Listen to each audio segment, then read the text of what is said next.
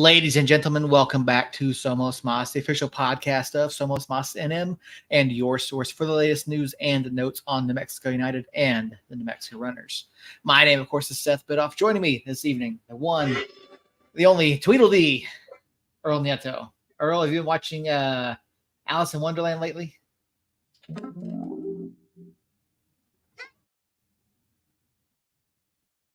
Can't hear whatever you just played.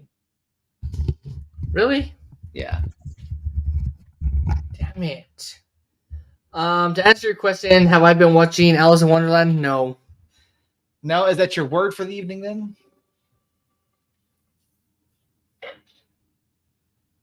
No, that is not my word of the day. So Okay. Nice try. Nice try. I was just curious. Earl, appreciate you hopping on this week as always. A lot to get to. 2 matches last week, 2 matches this week. A lot going on for New Mexico United. Do you have a tiny bit of runners news this evening? I don't know if you've heard of it, but New Mexico Runners former player Jackson Rogers is moving. He is heading back to Missouri with his family, so wish them all the best. If you didn't get a chance to watch Jackson out there at the Rio Rancho Event Center, I'm sure there's highlights over on NewMexicoRunners.com. Go check that out. Jackson's super nice guy. I had the opportunity to meet him a couple times, and he coached locally. Him and his wife were both here, and I believe they had two kids as well. But yeah, big part of what the Runners have done over the past few years. He did put out a big post, I believe we were on Facebook, thanking the Runners and everyone in and around the community for their support. So all the best to Jackson and his family as they move and they head off to new ventures for them. So never had the chance to have Jackson on the show. Would have been nice to have him, but again, we did have a chance to talk to him a few times. I actually got to referee for him a couple times out at the Bernalillo Soccer Complex. So really super nice guy. All the best to him. But I mean, let's get right into it, Earl. 2 matches last week, Wednesday, Saturday. 2 more this week, Wednesday, Saturday for New Mexico United. Kind of split the difference last week. Lost to Oakland and then a win against FC Tulsa over the weekend. I mean, so what we'll do here is I'll run the highlights of the FC Tulsa match in the background, and we'll talk about both matches because you have some opinions. You're not super high on Schneider Borgelin. You're not super high on this new guy, Alex Tambakis. But New Mexico United did, of course, pick up the win. They are still 3 points outside of the playoff hunt. And as a reminder for anyone, if you're in the chat with us, whether you're on Facebook, YouTube, please throw your questions and comments over in the chat and tell Earl how wrong he is about both of these takes. Hold on. Before you dive right into this, I have a burning question. Okay. For you. And it kind of coincides with where's my finger? With my shirt. Where the hell? Right there. What does your shirt say? I see pizza and pineapples. Does pineapple belong on pizza? Fuck no. And that, ladies and gentlemen, is the end of the show. Okay, I mean, to be fair, I've kind of come around on this a little bit. I don't think it necessarily belongs on pizza, but I think with the right combination of the toppings, it's worth having on there.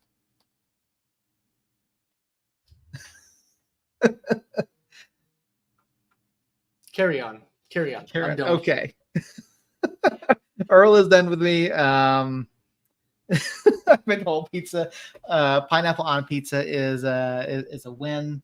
But again, it's something I've come around on. It's not something that I typically enjoyed in the past. But again, I think you have to have the right combination of ingredients to help pull out the flavors. David, we see Carl over in the chat. People who don't like pineapple on pizza are just curmudgeons. It's a good combination. See, I'm curious now. So what are you eating with the pineapple? Is it just pineapple? Now, lately I've been eating pineapple and feta, and like a white sauce, which to me...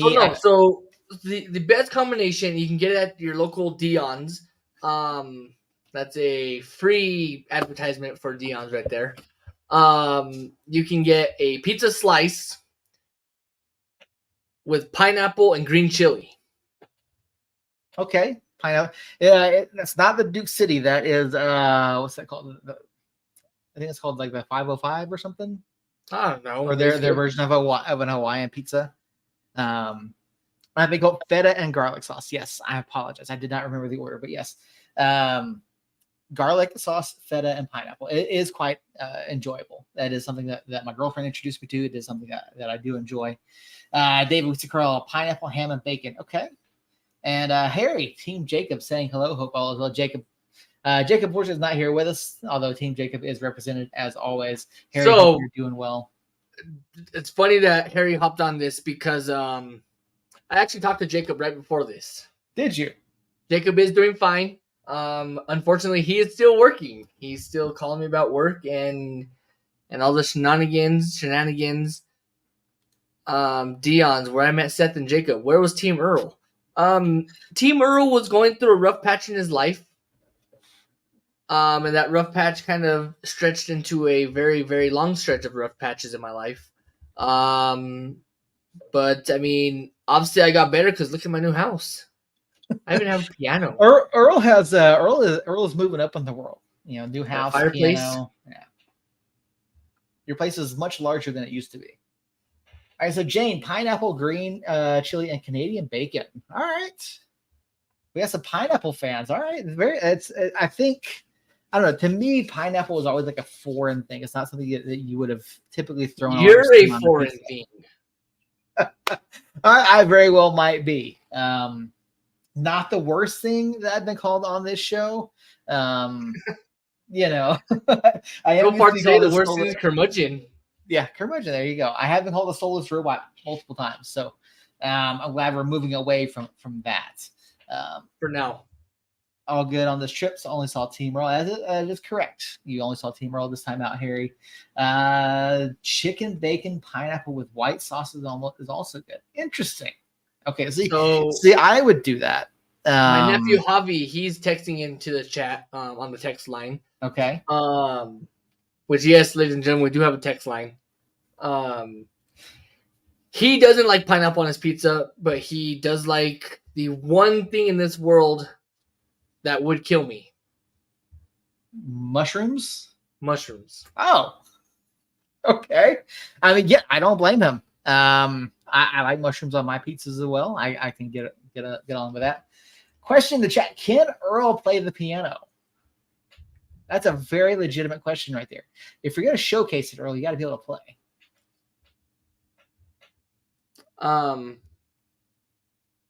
Yeah, hold on.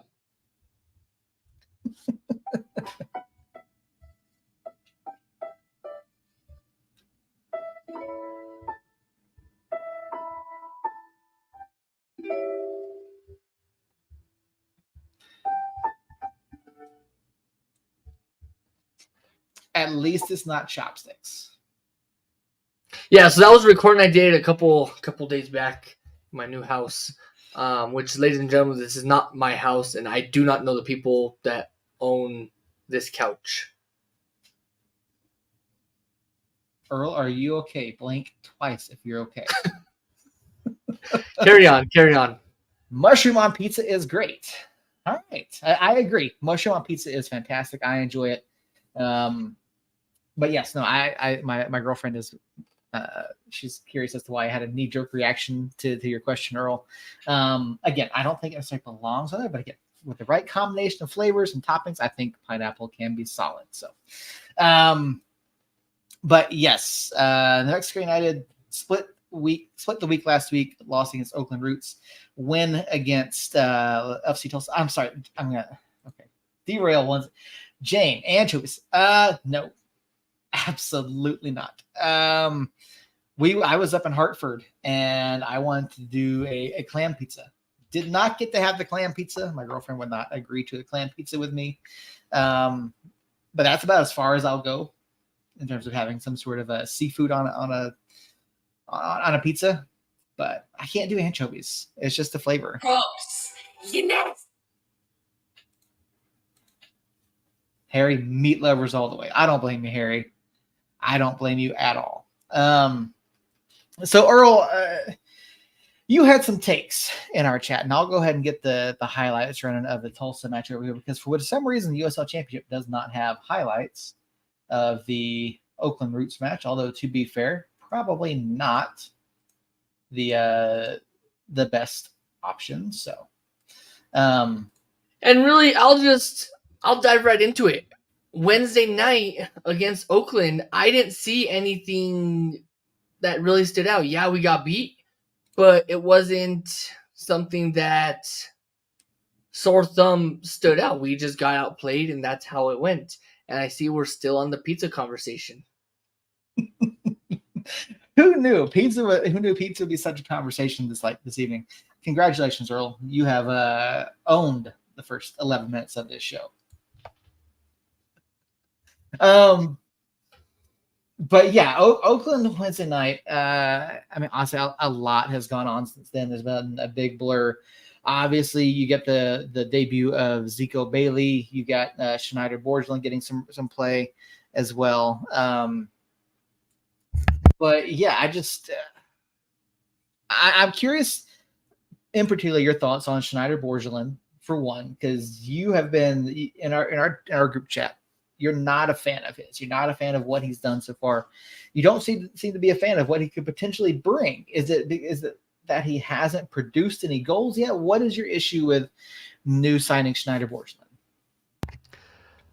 So before we go on to this Schneider board again conversation, I do know my favorite kind of pizza. Okay. And it doesn't have anything to do with pineapples or anything.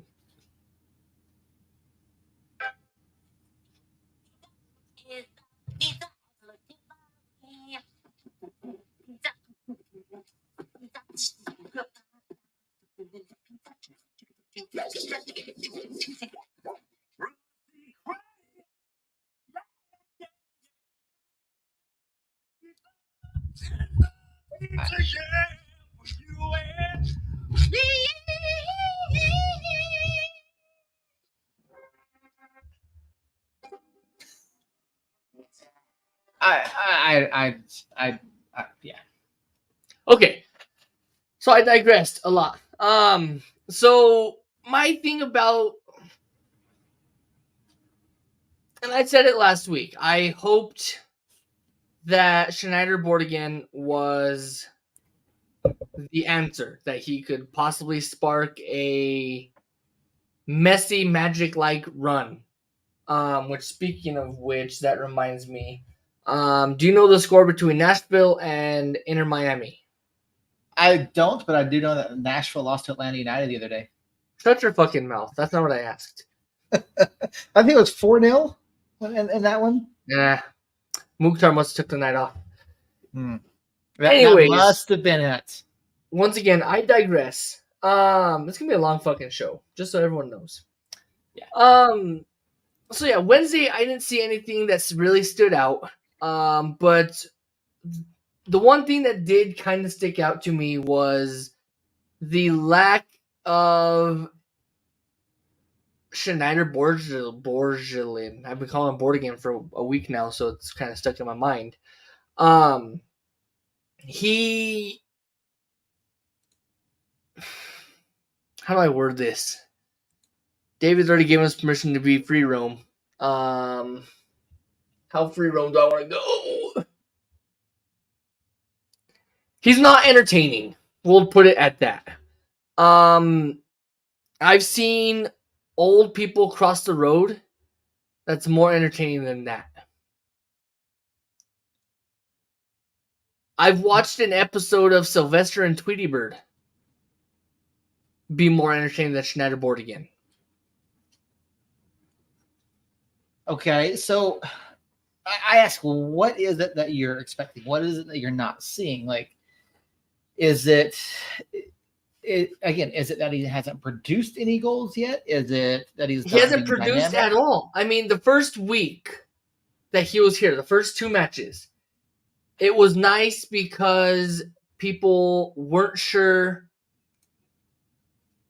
Yeah, here goes the hot take, David. Just so you know, Captain Hot Takes is back. The first couple weeks, the first week, maybe week and a half, people weren't sure of what to expect from Schneider Borgelin. So they kind of double teamed him and kept an eye on him just in case. But then they figured out that he is Romario Williams 2.0. And when I say Romario Williams, I mean Romario Williams in New Mexico, where he doesn't produce. Yeah, he's in the midfield. Yeah, he's attacking a lot, but he's not a threat. And I'm trying to watch any of these replays to see if I see him anywhere near the attack, which I didn't. I could have been wrong, but I didn't. And yeah, and I get it, David. I 100% understand. I get it. It takes time. He came in close to the end of the season, and it takes time. But on one hand, I hear that, and I understand that, and I mirror that sentiment. But then on the other hand, I have to throw one name out there. Zico Bailey, who came in and didn't need any time. Had an assist, I think. Well, correct me if I'm wrong. This was his first match that he played with us. Second match. Second match. He did start. Okay, so his first start with us, and 2 minutes into the game, he has an assist for a score. And David, I pray to God that that's true. I pray to God that it's an El Paso playoff match, knocking them out. That's what I would love to see. But that's, and don't get me wrong, the opinion of Earl is exactly that. It's the opinion of my caption right here being Tweedledee. This guy right here is Tweedledum. And then when Jacob's here, we're the three amigos or the three stooges. One of the two. Regardless of that, I'm not impressed with Schneider Borgelin at all. I mean, all right. So let's pull this clip back right here for just a minute. Okay, so let's watch this. Balling by Zico Bailey. Look at the attention that Schneider pulls. He pulls both central defenders right there in the middle of the pitch. That does open up space for Harry Swartz. And to David's point, his hold-up play has been terrific. There have been a couple opportunities that he's had, and there was one later in this game against Tulsa that he kind of didn't put enough on it. Now, you and I had a discussion on this during the match Saturday night. It looked to me like I felt like he thought he was offside and was waiting for that flag to go up. Now, should he have, So that doesn't mean, I don't think that necessarily excuses. So with that comment, correct me if I'm wrong. You play until you hear a whistle. Well, yeah, no, you absolutely do. So whether you're a mile offside or you're still onside by a hair, by the skin of your teeth, you get the ball. Your job as a striker is to shoot and score goals. Mm-hmm. Your job as a striker coming in at the end of the season is to bring some kind of hope to the team. With you half-assing a shot because you felt like you're offside, that gives me no confidence in it. I mean, I get that. I do. I understand where you're coming from with that. You obviously want them to play to the whistle. You want them to finish the play. It's like, here's that play in particular right here. Now, again, he didn't necessarily, get the ball in stride. He tries to, he does kind of like, shoot it from kind of an awkward spot, if you ask me.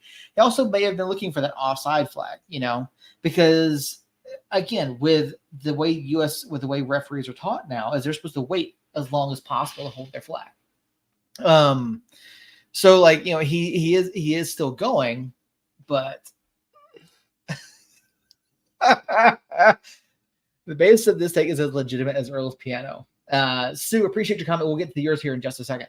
But we've seen moments where the delivery to Schneider hasn't necessarily been there. That's something we've dealt with all season. There was a play, one moment in particular Saturday night, where the ball comes in from the right wing. I don't remember who sends it in, but Schneider takes it off of his chest. As the ball comes down so that he can try to handle it, he's immediately converged on by two different FC Tulsa players who doesn't have time to settle the ball and turn and shoot, or even just take try to take it off the volley or something along those, or anything along those lines. And so, I don't fault him for not scoring a goal yet. I mean, he's had a couple shots that I feel like he could have done a little bit better on, but again, it's a lack of service at times. And again, we've dealt with that all season long, no matter who it is. He does bring something that we've never had in a forward, though, which is size. I mean, yeah, we had Dev. I think Dev was listed, maybe 6 foot, maybe 6'1". I mean, Borgelin's listed at 6'4", gives us a physical presence in the box. You can see guys looking for him. You can see them looking for him on crosses, and he's drawing the attention of defenders. Again, here, even with Sergio's goal. We'll pull that back here just a little bit and look at Sergio's goal one more time. You watch this play here, the ball to the right from Santi. Again, we'll talk about Zico here, Bailey here in a minute. But again, you see and focus on Borgelin right here. You see him run into the box. He's got two guys, three if you count this left defender here, all moving with Schneider, leaving Sergio wide open. So it's not just a matter of scoring goals. It's not just a matter of creating assists. You look at what he's doing and the attention he's drawing. He's opening up opportunities for other guys on the field around him as well.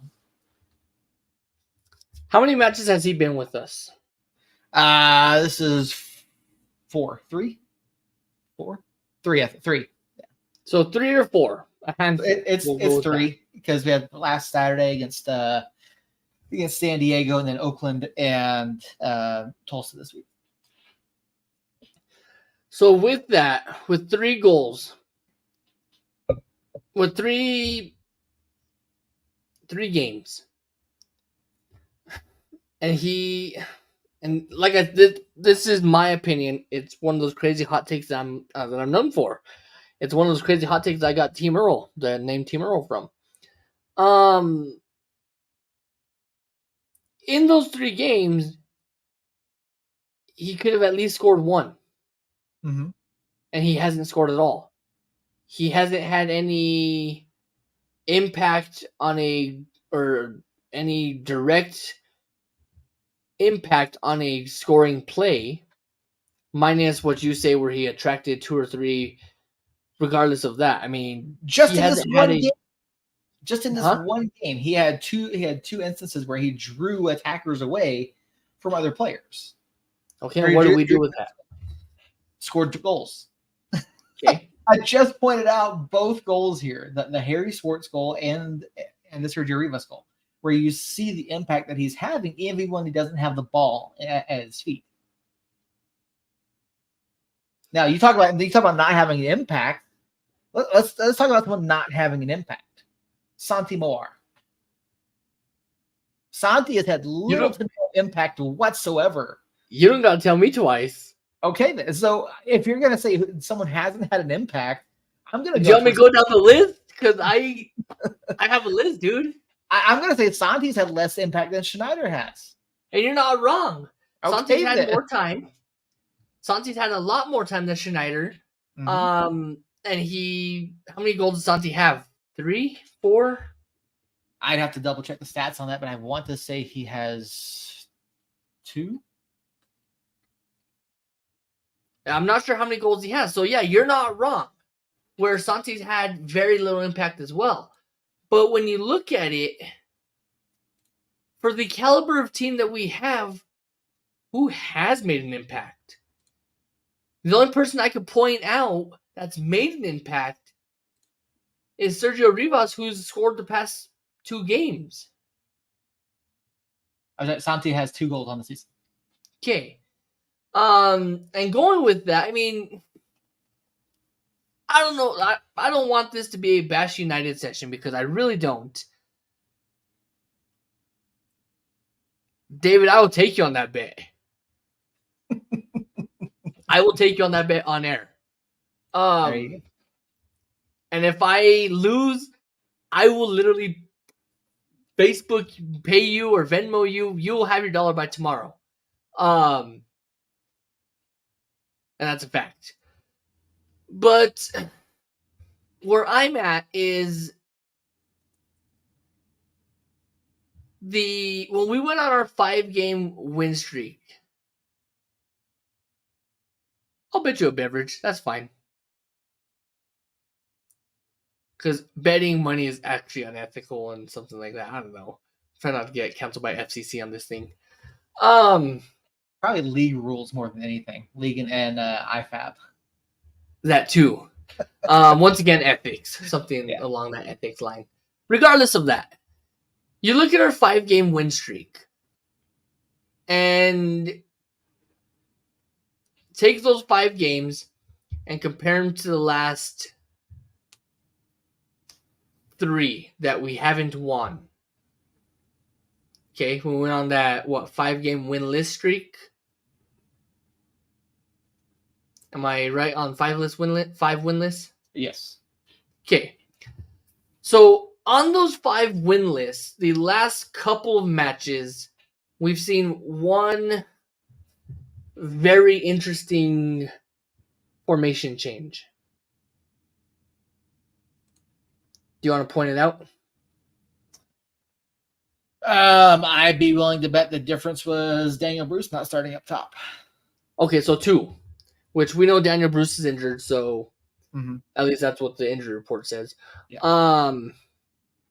So 2 changes. One sticks out like a sore thumb, and I don't like it. Okay. What's your other one? It's where that guy on that last frame, and I will point it out right now. Okay. Kalen Ryden has been playing left back. Mm-hmm. And well, I wouldn't say left back, but more of a left center back. But he's certainly not that central defender role. Yeah, he's definitely not in the central position. Mm-hmm. And it bothers me. Because that's his position. That's where he thrives at. And I get it. You have to throw some kinks into the formations and change things and whatever the case may be. But it's definitely shown, especially the last 2 matches. It's definitely shown that our defense is weaker when Kalen's not the central stalwart. Yeah, I can agree with you that Kalen's shifting out wide is a bit of an issue. I don't think it's necessarily a natural position, but I would much rather have him in that 2 central back system to help cover that central area. But and I'm okay with the 2 central back system. I'm not opposed to that if our 2 central backs stay back. But instead you have, I don't know who the other central back was on Wednesday or Friday night or Saturday night. Saturday, you had. Oh shoot! Sorry, I'm looking up the roster from Saturday night. I want to say it was Yearwood. Kalen, and who was on the other side? Was it Suggs on the left? No, because Suggs came in for Zico. It might have been Zico running at 3 back. I know Zico was on the far right. Yeah. Kelowna, okay. So I get the 4-back system when you have strong attacking opponents. I get it.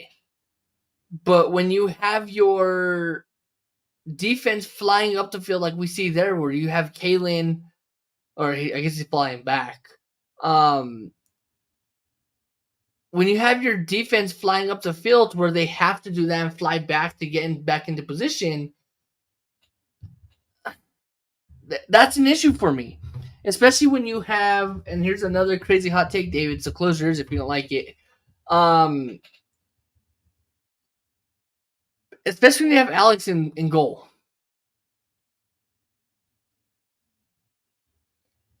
I mean, if it wasn't for Kalen on Saturday night, I don't think we win that match. I think we walk out with the draw.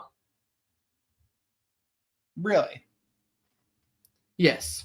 Okay. Because we won 2-1, which, roll the tape back. I'm pretty sure that's what I called. I'd have to go back and check the tape. I don't remember what. I think you called a 2-0 win. I called 2-1 because I did not trust the goalkeeper that we have, which I proved my point. Yeah. Regardless of that, I mean, if Austin's not flying back and get that stop or that save, because I'm giving that save to him, it's a 1-1 game. And then we score 2-1, okay, and then they score their third if you want to play it out that way. It's a 2-2 draw at the end of the night if Austin does not fly back. So Austin was my man of the match because of that one single flyback play. Where I don't know if you have it where you could pull it up or not. I doubt you do. The highlight that was not part of the highlight package, and I don't know if Of course it wasn't. We can get from David. David, if you could potentially get us the highlight of Austin making that stop there in the 3rd minute on Saturday night, if there's any way we could get that, I would appreciate that. But so this is something else that you took exception with over the weekend, and you have been especially critical of Alex Tambakis and his decision making this season. Now, going back to Saturday night, you'd say it could have been 1-1 at that point. It absolutely could have been, because it 100% should have been. I think more than likely, yes. You know.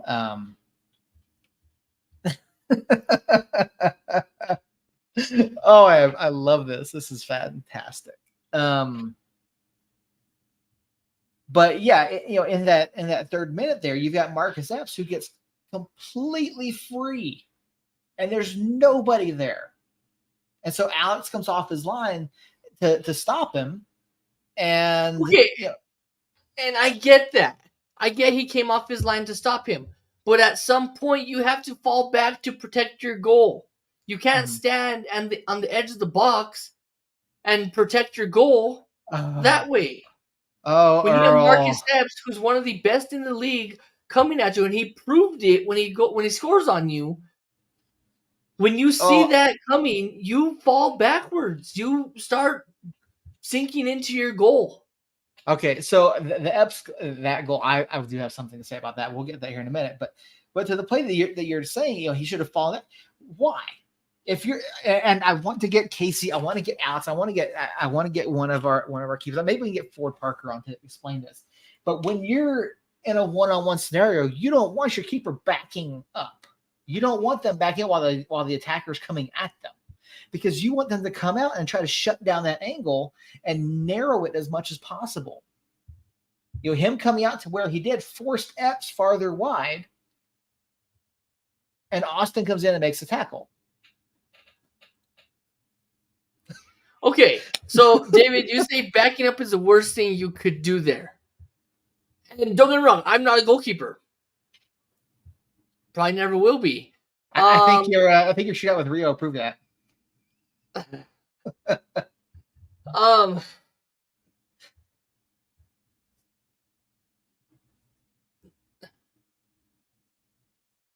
I get it. I'm not a goalkeeper, and you say backing up is the worst thing you can do there. But standing flat-footed is also a bad thing to do.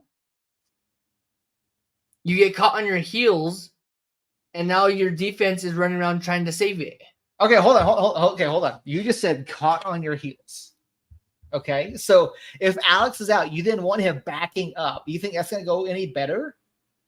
You think him physically backing up and being on his heels, moving backwards, is going to be any better for that situation? No, Like, I said he got caught on his heels. Okay, but the thing is, when you come out again, you're not going to want to make that backwards motion to back up. You're not going to concede that. You're going to come out, you're cut off the angle, which he did. And then from there, there's only so many options. It's either, come out and, continue to attack the attacker and cut that off and potentially risk a penalty at that point. Or you're going to come out to a point to where the attacker is going to play the ball around you and have a better opportunity.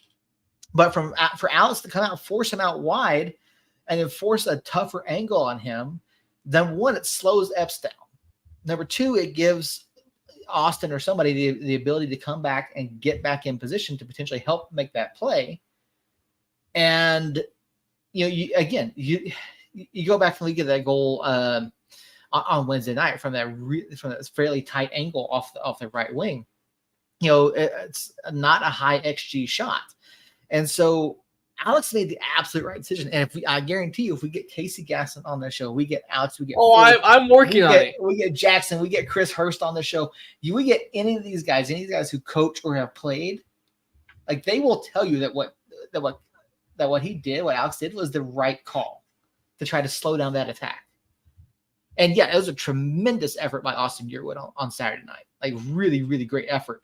But obviously, Epps, being the player that he is, we saw him really come to life in the second half, especially after Zico Bailey got subbed off. Because outside of that first attack, Epps was very rarely involved in anything. Shut your mouth. I don't even know what you're talking about. So, as many of you guys know, we've had Casey on air. Casey being a really, really good friend of mine. Casey, I hope you're having fun at work tonight. I text him. Mm-hmm. I was going to try to drag him on air, but he's at work, so he can't come on. Regardless of that, I said, I have a keeper question. He said, what is it? I said, 1v1, you're on the edge of your box. What do you do as a keeper? I said, do you stand at your box or do you sink back into goal? Exactly like I've asked here. Exactly what I've said here. He said, not what the United keeper did. That was dumb. He was too off his line. He should have been back more and waited for him to come into your box. I don't know what he was doing so far out, and he got lucky. That's a direct quote from Casey Gaston. Okay. Interesting. Okay. And that's exactly what I was saying. He was too far out. He got caught. And it depended on our defense and Austin Yearwood to be exact, to save it. All right. Well, I mean, direct quote from Casey Gaston there. I mean, it's interesting to hear, his take as well. Yeah, I mean, obviously we have differing opinions on this. But yeah, it's fortunate. I think we can agree either way. David, appreciate you being here, buddy. We'll see you tomorrow night. Have a great night. We can agree that Austin made a tremendous play there to stop that attack. And from that point forward, I mean, really, you look at what Epps did until the second half. Epps was non-existent basically. But once Zico Bailey subbed out, and you then had Will Seymour out there on the right, I mean, Will could not keep up with him at all. Will could not keep up with Epps, and when he scored that goal, you could see what Epps was doing, just driving up that left wing and then cut back onto his right foot.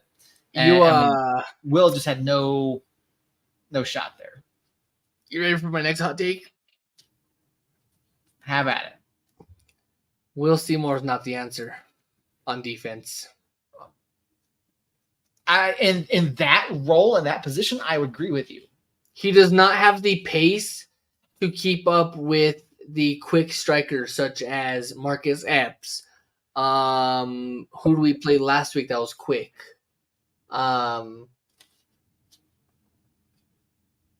Harry, I'll give you a shout out. Patino or PC, whatever the fuck his name is, from San Antonio. Mhm. Will, as good as he is defensively, don't get me wrong, he's good defensively. Back line Will is not the answer. Will is a central defensive mid. And that's what it is. And when he gets on that back line on that far right, it's a casualty. It's a liability, in my opinion. Okay, so two things on this. One, don't get me wrong. Hold on. I agree with you that Will does not have the pace. Let me clarify. Let me clarify real quick. By no way am I saying that Will is not a good player. Mm-hmm. It's just him playing on the back line is not a good play. Okay, well, see, that's the thing. I think that's where we vary. So, back line and central defender are two different things. Now, you try to put Will out wide as a right back, which is what we saw him trying to do against Marcus Epps. That's not going to work. That in itself is not going to work because he didn't have the pace to it. But as a central defender, as a center back, yes, Will is very, very good. I think he works well in that position or as a CDM. But I don't want to see Will out wide. Yeah, that's exactly what I'm saying. Will as a CDM, not you just said on that back line. Will as a central defensive mid is phenomenal. Mm-hmm. Will on the back line, and I'm throwing central center back in there too. He is not the best. And then when you throw him on the right or the left side, which we see him primarily coming on the right, you might as well hand a goal because that's what it turns into. Yeah, as a wide back, as a a left or right back, no, I don't see it. As a center back, yes, I'm fine with Will being there. But yeah, I don't want to see him either left or right back. Either way, obviously, Suggs had come into the match at that point. I mean, Suggsy could have done it. I still don't think Suggs has the pace to keep up with Epps, but I think he would have been better than Will Seymour out wide. But you bring Zico Bailey out because he played both matches in the week, and obviously 2 more coming up this week. You've got to keep that rotation in there. You want to keep some sort of fresh legs. But yeah, I mean, Will just got beat on Saturday night. He truly did against Marcus Epps, and I mean, after that, Epps was just done. I mean, he put everything he had in that match for 60, almost 70 minutes before coming out. But yeah, he was. His pace was too much for Will. His cutback was too much for Will. But I that's not the typical position that we see Will in. Now he'll drift out wide to help with coverage, but that's not his typical position. When you see him start in that back line, it's as a central defender, not as a left or right back. And so he's done very well for us in that central defender role. But with Kelowna stepping up the way that he has, with Austin Yearwood back and being healthy, with Zico Bailey now, I don't think you're going to see Will in that position very often. He'll either be that central defender, that center back, or like a CDM type role. That's where Will. Those 2 spots is where Will really excels at what he does. But yeah, I mean, all things considered, you look at the play Saturday night. And really last week, I mean, Zico Bailey to me has been the standout all week long. Both matches, we didn't see much of him on Wednesday, but when he got to start on Saturday, he definitely made the most of his time. He picked up the early assist on the Harry Swartz goal. And I mean, Zico Bailey is a phenomenal athlete. You watch his pace going forward, you watch his recovery runs, you watch his decision-making on and off the ball. He had some very good crosses. And he wasn't afraid to get in there and scrap and try to win a ball back. I thought he was very, very good on Saturday night. And you mentioned earlier, and this is someone, talking about guys having an impact. You said, Borgelin may not have that impact. You said, Bailey stepped in, had instant impact. He absolutely did, but there's a difference in those 2 roles. So you can step in as a right back, left back, whatever, and have a far more instant impact on a game, because you don't have to necessarily work as much gelling and understanding what the players around you are going to do in terms of their delivery and where they're going to be and what they're going to do with the balls. Because you look at what Zico did, he kind of drifted in towards the middle a little bit, but mostly he stayed out wide, worked that wide area, up and down, make recovery runs, press the ball going forward, and you saw some very smart decision making out of him. And his crosses were pretty much on point into the box almost all night long. And so I think it's easier for him to step in and have that impact than it is for Borgelin. Again, Borgelin's got to he's got to learn to gel with everyone around him. So I think that's where the big difference is. And you can't really compare the two. Jane, watching Zico was so much fun to watch. Like, he really was. Our friends down in San Antonio, Harry and Robert, told us that he was a lot of fun to watch. Really pacey guy, super athletic, and he's showing it so far.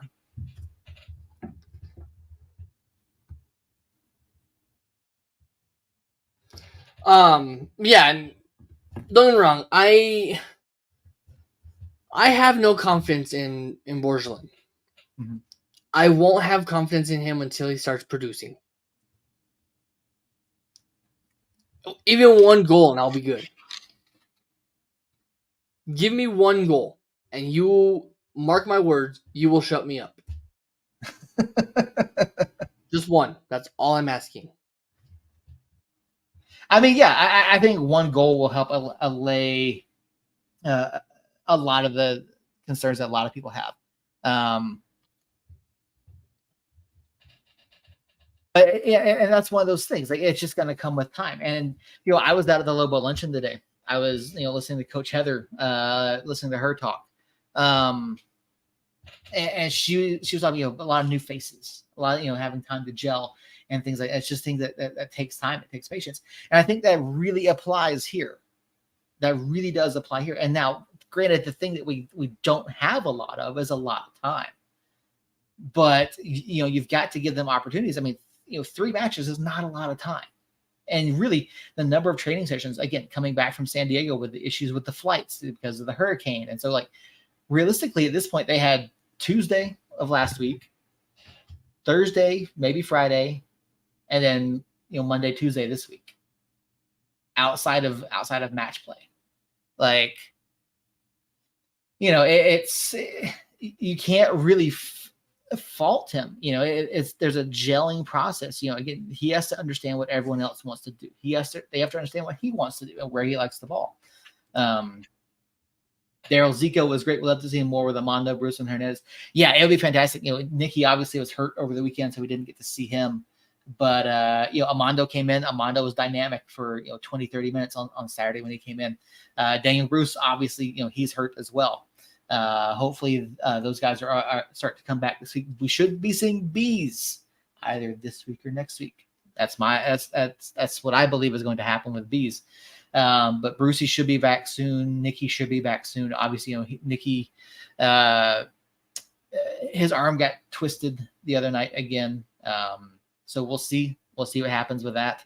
I don't know if he's going to miss any more time, but yeah, I mean, it's, you look at the way these guys play, and I mean, there's reason to hope. There's reason to be hopeful here in the final 9 matches.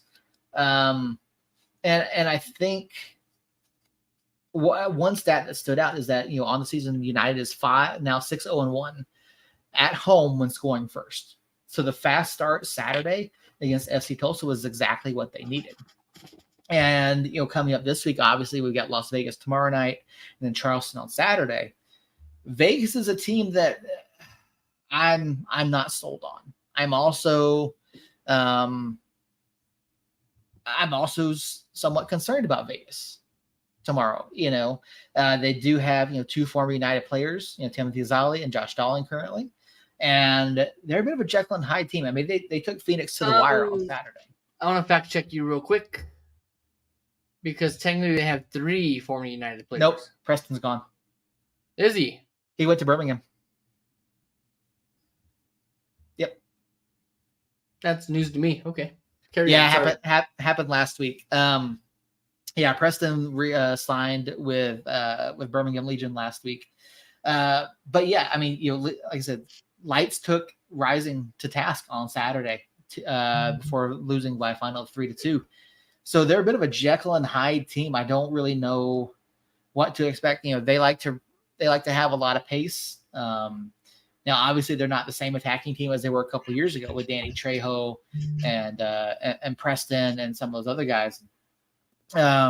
It's while they're pretty dang close to being eliminated from playoff contention, they're not mathematically out of it yet. So they may be looking to play spoiler here. But this is a match, and I said on air earlier today on ESPN Radio, I would not sleep on Vegas in this match. I do think United is going to win, but I wouldn't sleep on Vegas. They're just dangerous enough to upend United tomorrow night. Jane Antonovich, we don't know. We haven't seen him. He hasn't been in the team sheet. No injuries that we're aware of. But we can certainly ask. I can ask that tomorrow night. And I'm sorry, what is Sosa's first name? That's how important he is. That's a fair point there. He isn't someone who's been terribly involved ever since he was brought on. So,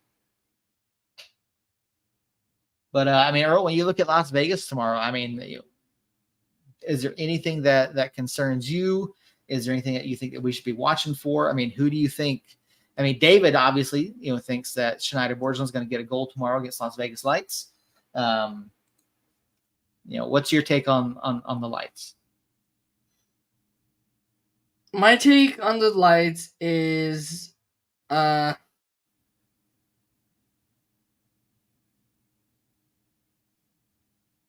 don't know what my take is on the Lights. Vegas is Vegas. They're a weird team, whether they're at home or they're away.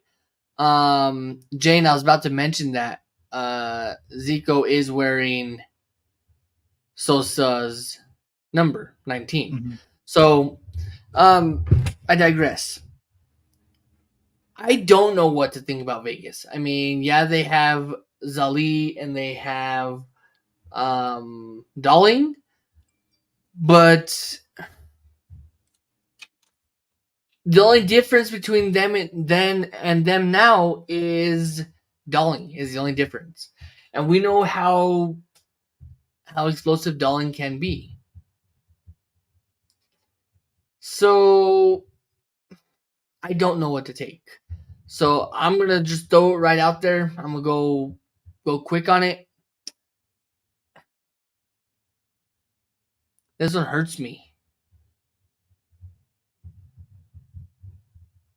One, it hurts my brain because it's fucking 10 o'clock at night and I'm trying to think.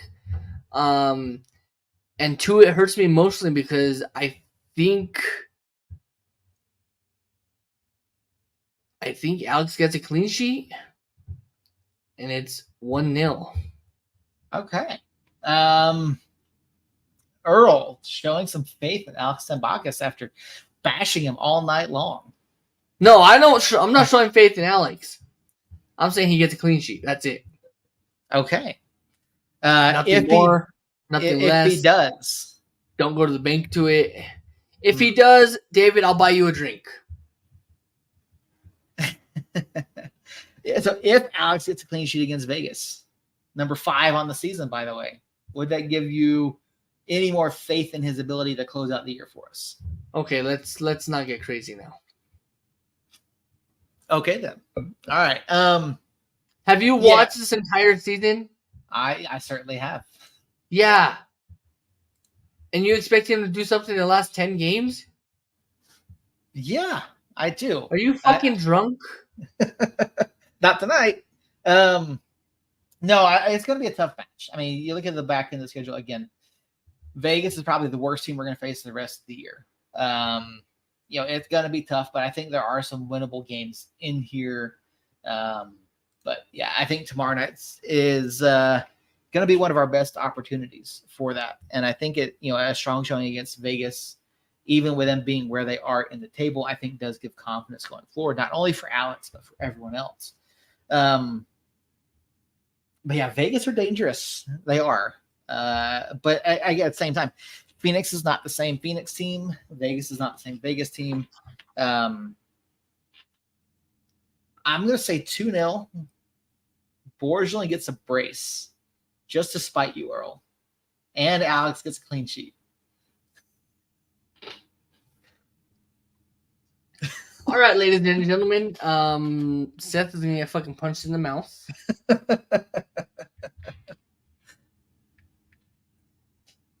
And Yeah. He thinks he has something to say. I don't know. And then, of course, Saturday night, we have one more match this week. The finale of the 4-match homestand. We have Charleston Battery coming in. Battery are all but assured a playoff spot, sitting third in the Eastern Conference. They come in on a little bit of a mixed result here lately. 2 wins out of 5. Wins over Detroit City and Memphis 901. Losses to Orange County and Oakland Roots. Obviously, Orange County has been one of the hottest teams in the league over the past 2 months or so. They are getting hot at the right time. They've hit their stride. Orange County's all the way up to 3rd place in the Western Conference. So I mean that's a very valid loss for Charleston. There, I apologize.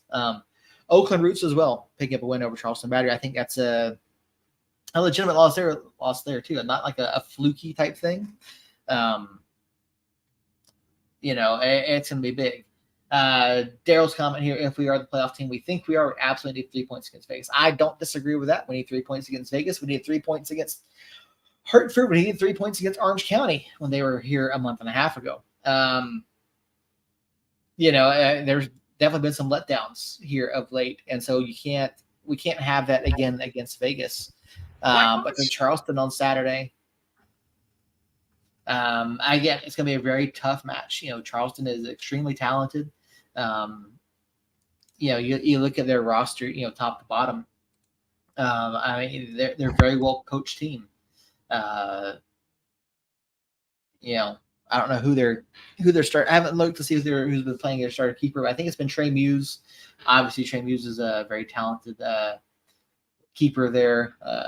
Augustine Williams, Aiden Apodaca. I mean, they brought back a lot of guys from last season. So I'm going to watch from Charleston this week ahead of that match, so I'll get a better idea as to what they're going to do on Saturday. But it'll be interesting. I think of the 2 matches this week, Charleston is the one where I think we drop points. I think that was a 1-1 draw on Saturday. And even then, a draw is not necessarily a bad result, but we've got to pick up a 3 against Vegas on Wednesday. Yeah, I was thinking the same thing. This season's been a roller coaster. We play good. We play shitty. We play good. We play shitty. So with us picking up, and it's just prediction, with us getting a win on tomorrow night, and I did predict a 1-0 clean sheet, which that hurt. I don't think Alex plays the game as good as we think he will on Saturday. I mean, it's a roller coaster. You play good one game, you don't the next. Mm-hmm. So that's where I'm at. You called 1-1. I felt the same way, but I'll say 2-1. Us. Okay. So you're going to say we get the win on Saturday against Charleston. And fuck my life. Wild hot take prediction. It's 1-1. And Schneider board again scores a winner. Okay. And that's the David Carl prediction of him getting an important goal. All right. Well, there you have it. There are our predictions for this week. Another busy week for New Mexico United. Obviously, 2 matches last week, 2 this week. Before we finally get another, small break of 7 days in between matches.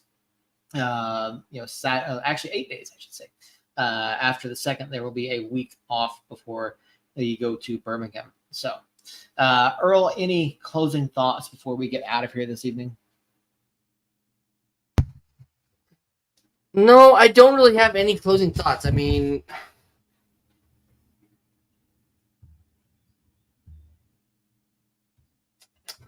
yeah, I don't have any closing thoughts. I mean, it's this season, this team, everything about it is crazy. I know we need a stadium or we're going to wind up like fucking San Diego Loyal. That's kind of where I'm at. Like, I'm all over the place, obviously. I hate losing, but also I hate when we win sloppy. Yeah, I can agree with that. Yeah, that's something we didn't talk about either, was San Diego Loyal folding. Obviously, the reason is that they couldn't secure a stadium. But while that may be part of it, I also, the fact that MLS is moving into the neighborhood is more than likely what triggered that. So disappointing to see San Diego Loyal fold. They've been highly competitive, they've been very good their entire time in the league. And it's sad to see it go. And, I've seen some people lamenting not having a downtown stadium because, after seeing that news, and realistically, I mean, the city screwed that up. The city really screwed up the approach to that. The club has always said they would much rather been downtown, but now we have Lagoon Siesta Park, which will hopefully be breaking ground here this winter. So, I mean, we've known for years that the club is going to have a stadium following league guidelines. Fortunately, the league has worked with the club and they've been able to, keep extending the deadline as long as United's working towards that. And, maybe by 2025 opening day, we'll have a stadium.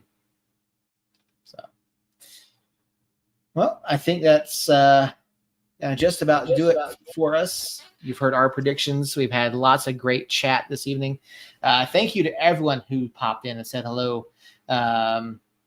David, Harry, Jane, Sue, Daryl, appreciate each and every one of you.